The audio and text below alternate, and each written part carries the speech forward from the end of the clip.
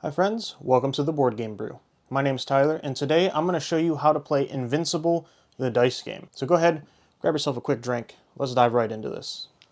To set up the game, you're going to take all the dice, set them in the middle of the table. You will also take the 3 health cubes, or energy cubes, and set those in the middle, available for whoever's turn is going to be starting. You will then take the deck of cards, give them a quick shuffle, and set those also in the middle of the table.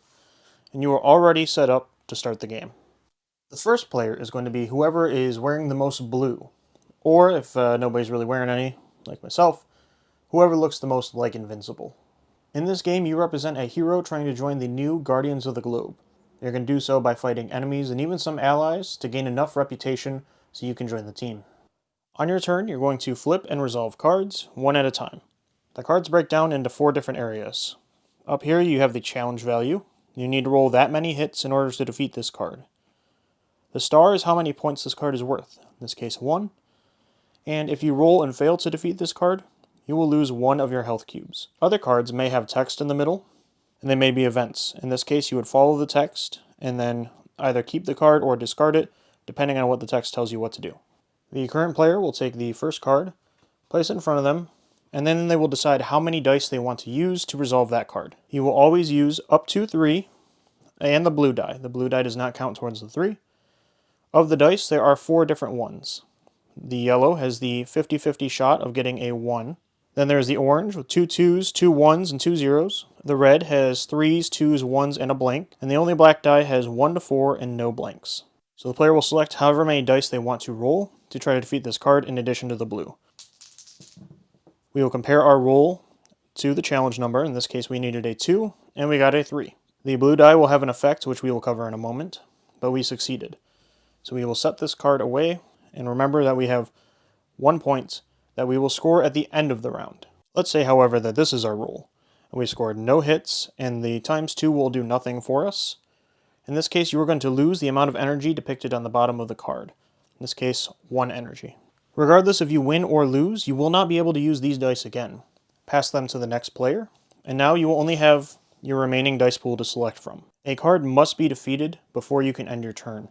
So if you were in this situation, and you were unable to defeat this card, you will be considered defeated and you will not score any points this round, including any cards that you have already completed.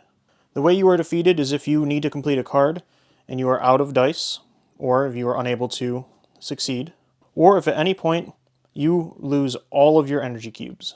When you're defeated, return any cards you had completed or were still facing to a discard pile, and you do not score any points. Let's cover the blue die real quick. The energy symbol matches the bottom of a regular card. You will lose 1 energy regardless if you completed the card or not. If you were successful, you still lose the energy. The ×2 allows you to double the result of a single die. The mask will allow you to prevent 1 damage if you were to fail at a card, so had we not succeeded there, we would not have had to take the 1 damage given if we rolled this. This is the reroll. It allows you to select 1 die and re-roll it. You do not have to if you do not want to.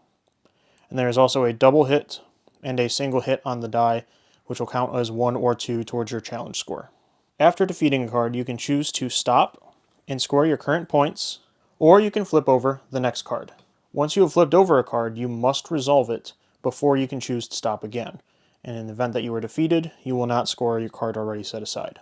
By choosing to face additional cards, you may be pushing your luck to fight a tough opponent worth more points, but may also put you in a losing situation.